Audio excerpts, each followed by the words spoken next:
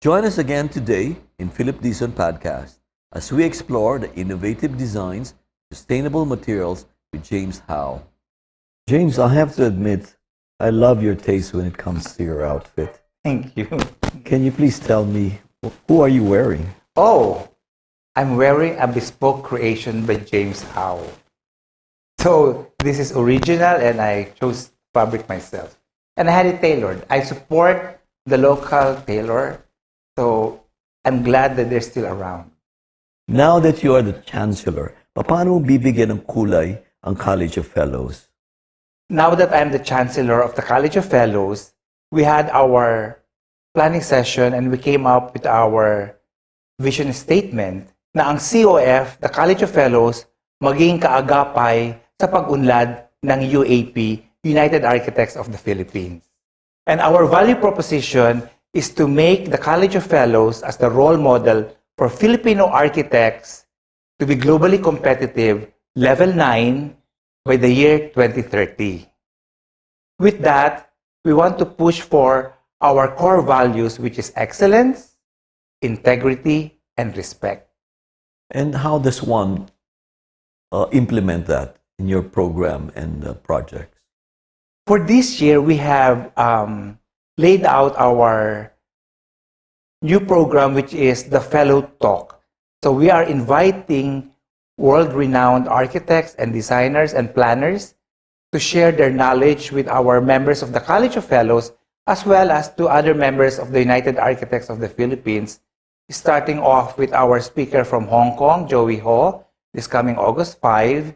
And for the hotel show, we have invited a renowned designer from Bali, William Patti, and a renowned architect of resorts, Popo Danes, and also from Hong Kong, the firm of Brandon Huang, who does landscape architecture for leisure-led development.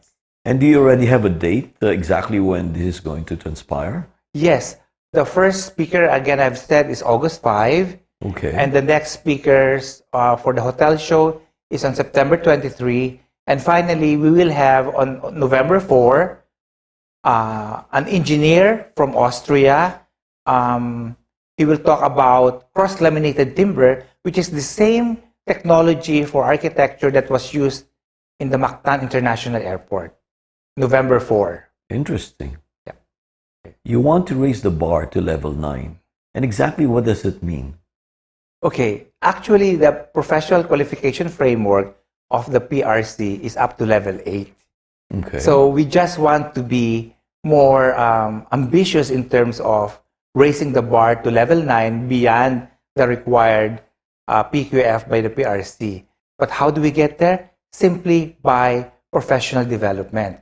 Because at level 7, you earn your postgraduate degree. At level 8, you become a specialist and you give lecture, publish books, and become a consultant for this kind of niche practice in architecture. For example, you can be a healthcare design specialist. You can be a leisure development specialist. You can also be an expert on human settlement and housing. And there are other niche practices within the framework of the architecture profession. So constant education, constant learning, and enhancement of your professional development is utmost important. So how do you implement and achieve that goal? Okay. So under the UAP, we have our professional development program. And we are giving series of lectures and seminars on particular topics. So they just have to continuously enroll and join these seminars because we have, all the specialists and the resource speakers from each particular niche practice. There's a thin line between genius and mediocrity. Mm-hmm. And the only way you can achieve the genius level, or what I say, the top PQF of level 8 to level 9, as we ambitiously said, is through, I have said, constant learning. Because as young architects, we must look into the future. Our competition is not the one beside us. not beside our office, not beside our chair, but it's someone across the globe. Now, when we meet them face to face, that we as Filipino architects have the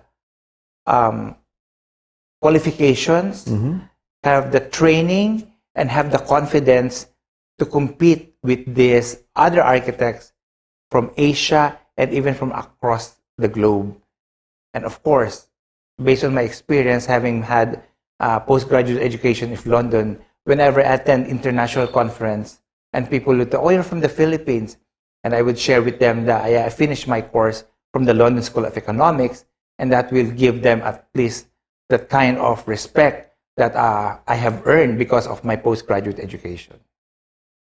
For that global standards that you have envisioned, especially for young aspiring architects that would want to pursue the same career that you have, would you have any final message for them? Oh, yes. Nowadays, as a young architect, you struggle to find your identity. And that's very true. Because now we have what we call the 40, the cutoff. Now, life begins at 40. But then sometimes as an architect, you find your true aesthetics by the age of 40.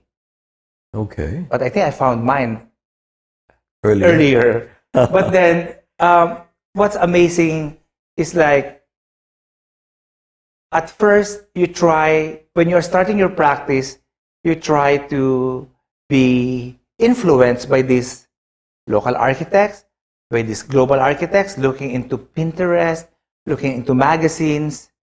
But then later on, you try to come out with your own formula, with your own aesthetics, and with your own identity, and confidently say, this is me. And that's when you can say, I am ready for the world. I think one of the things that they can also do is try to study your background and your successful track record and get inspired. Just like me. With what you have achieved. Exactly. Leandro Locsin, our national artist, I made a thorough study with him when I was in college studying the architecture of the Cultural Center of the Philippines, the PICC. So delving deeper into his architecture, I learned a lot from him. And at the same time, looking up in the international scene, studying the architecture of Frank Lloyd Wright and Mies van der Rohe, which is all modernist architecture. You learn a lot from them. I think you architects really play a very vital role for society, for our livelihood, and our place of habitation, right? And especially if you're able now to design something that would be harmonious with nature, with all of the changes that's going on with our climate, and with the carbon footprint that's happening right now, right? It's a bit of a problem. So you architects can really affect our lives. So that's really a good thing that you're trying to do. Yes, it's not only affecting, but also that we as an architect, we can change the world. I have to admit, I love that color on you. Thank you. Because magenta is the color of the year for 2023. That's why for this interview, I have to wear this color. Well, I have to say, thank you so much for giving us the opportunity to have come over here and honor us for this interview. It's my pleasure to be sitting beside you, Philip. Thank you again, James.